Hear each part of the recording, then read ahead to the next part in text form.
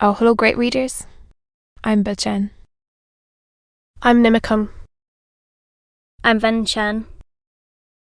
In this class, I'll read all of you a part of Moby-dick wa the whale. S. L. Moby-dick or the whale. Herman Melville. Chapter 10, A Bosom Friend.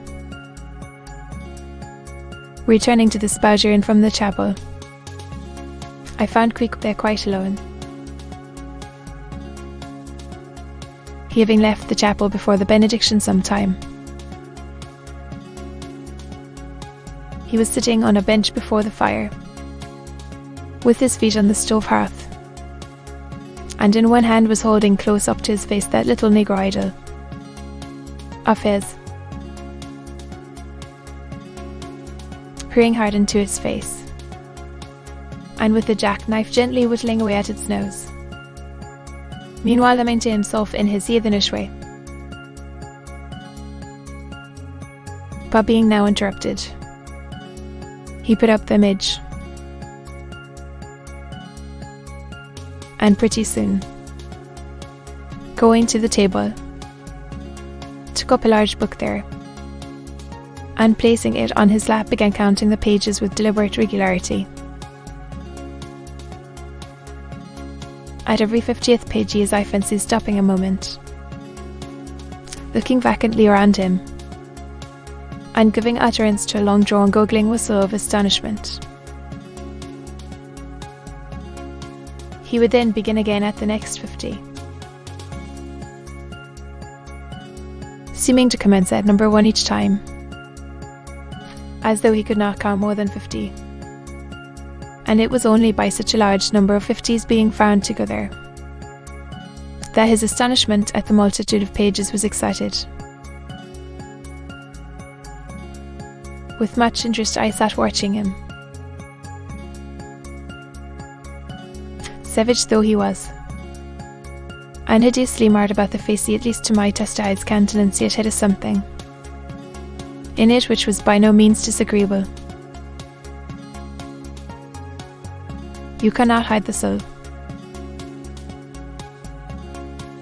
Through all his unearthly tatterings, I thought I saw the traces of a simple, honest heart, and in his large, deep eyes, fiery, black and bold, there seemed tokens of a spirit that would dare 1,000 devils. And besides all this, there was a certain lofty bearing about the pagan, which even his uncouthness could not altogether maim. He looked like a man who had never cringed and never had had a creditor. Whether it was, too, that his head being shaved, his forehead was drawn out in freer and brighter relief, and looked more expansive than it otherwise would, this I will not venture to decide. But certain it was his head was phrenologically an excellent one. It may seem ridiculous, but it reminded me of General Washington's head, as seen in the popular busts of him. It had the same long, regularly graded retreating slope from above the brows, which were likewise very projecting, like two long promontories thickly wooded on top. Queek was George Washington cannibalistically developed. Whilst I was thus closely scanning him, half pretending meanwhile to be looking out at the storm from the casement, he never heeded my presence, never troubled himself with so much as a single glance, but appeared wholly occupied with counting the pages of the marvellous book. Considering how sociably we had been sleeping together the night previous, and especially considering the affectionate arm I had found thrown over me upon waking in the morning, I thought this indifference of his very strange, But savages are strange beings. At times you do not know exactly how to take them. At first they are overwhelming. There comes self-collectedness of simplicity seen to Socratic wisdom. I had noticed also that Creek never consorted at all, or above very little, with the other seamen in the inn. He made no advances whatever, appeared to have no desire to enlarge the circle of his acquaintances. All this struck me as mighty singular. Yet, upon second thoughts, there was something almost sublime in it. Here was a man some 20,000 miles from home, by the way of Cape Horn. That is which was the only way he could get there as far and among people as strange to him as though he were in the planet Jupiter. And yet he seemed entirely at his ease, preserving that most serenity, content with his own companionship, always equal to himself. Surely this was a touch of fine philosophy, though no doubt he had never heard there was such a thing as that. But perhaps, to be true philosophers, we mortals should not be conscious of so living or so striving.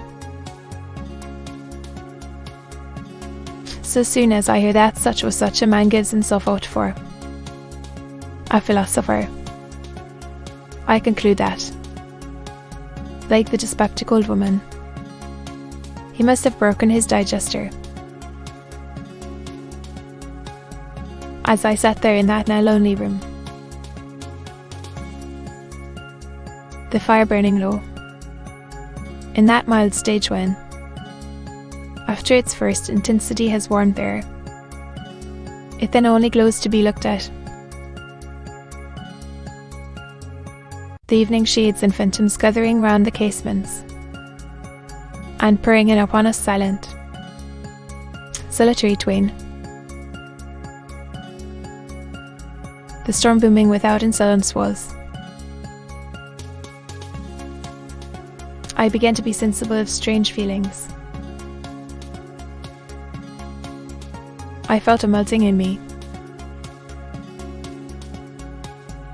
No more my splintered heart imagined him turned against the wolfish world. This soothing savage had redeemed it. There he sat, his very indifferent speaking a nature in which there lurked no civilized hypocrisies and bland deceits, while he was a very sight of sights to see. Yet I began to feel myself mysteriously drawn towards him. And those same things that would have repelled most others, they were the very magnets that thus drew me.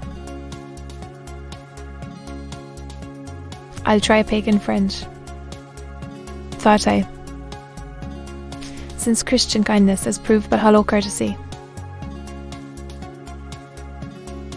I drew my bench near him, and made some friendly signs and hints, doing my best to talk with him meanwhile.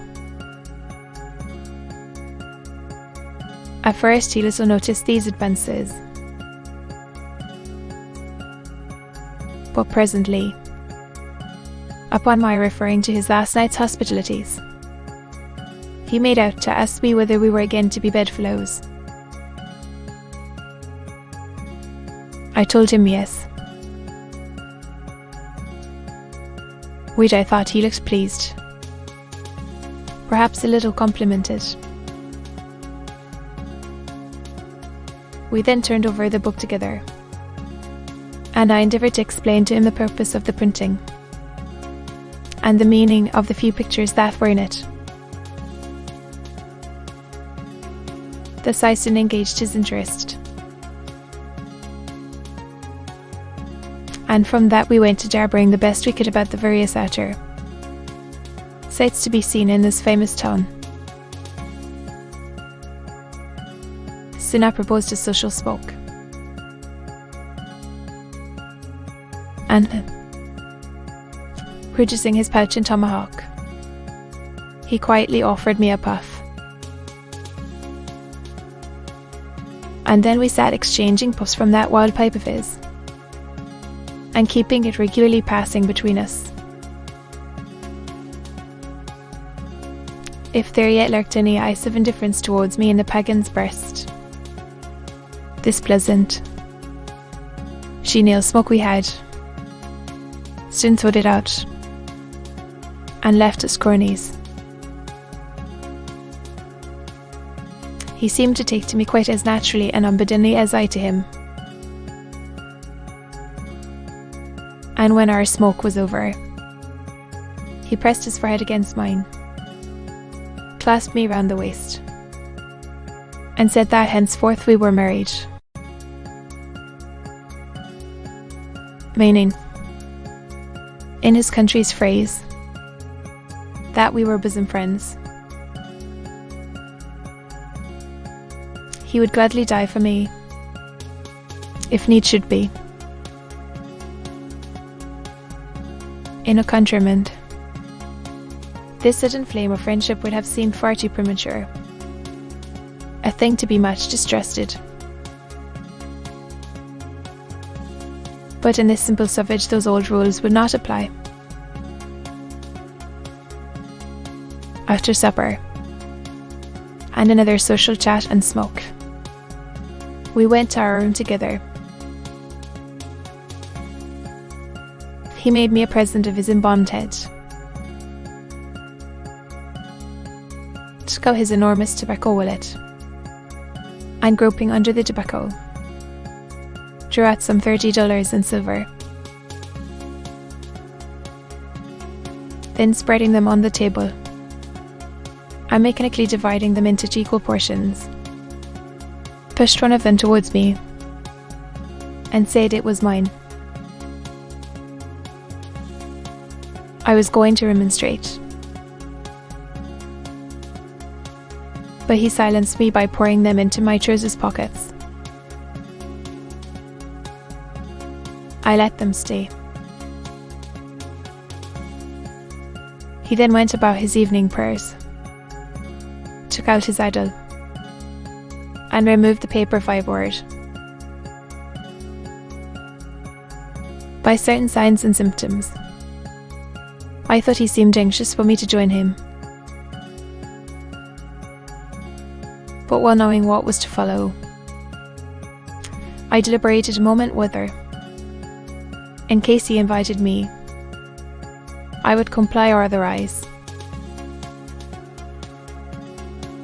I was a good Christian, born and bred in the bosom of the infallible Presbyterian Church. How then could I unite with this while dilatory in worshipping his piece of wood?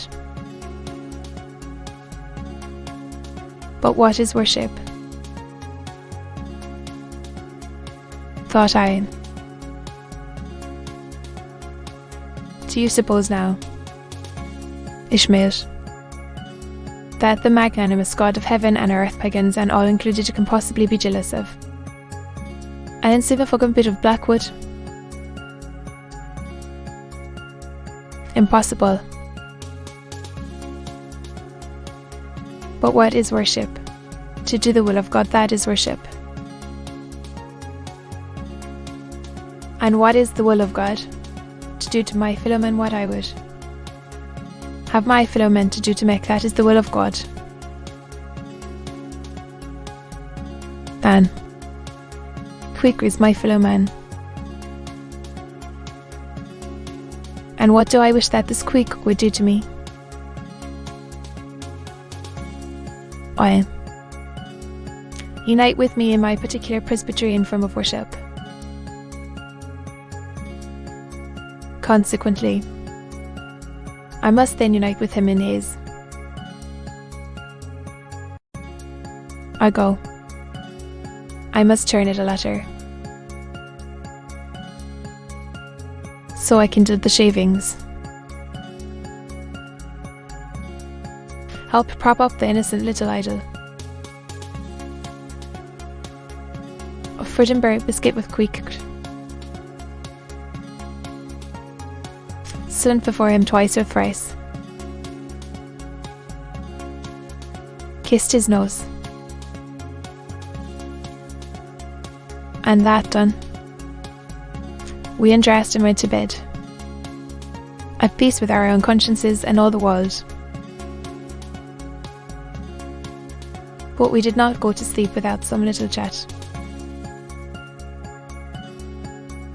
How it is I know not. But there is no place like a bed for confidential disclosures between friends. Man and wife, they say. They're open the very bottom of their souls to each other. And some old couples often lie and chat over old times till nearly morning. That, then, in our hearts on a moon, lay I and quick a cozy, loving Burr.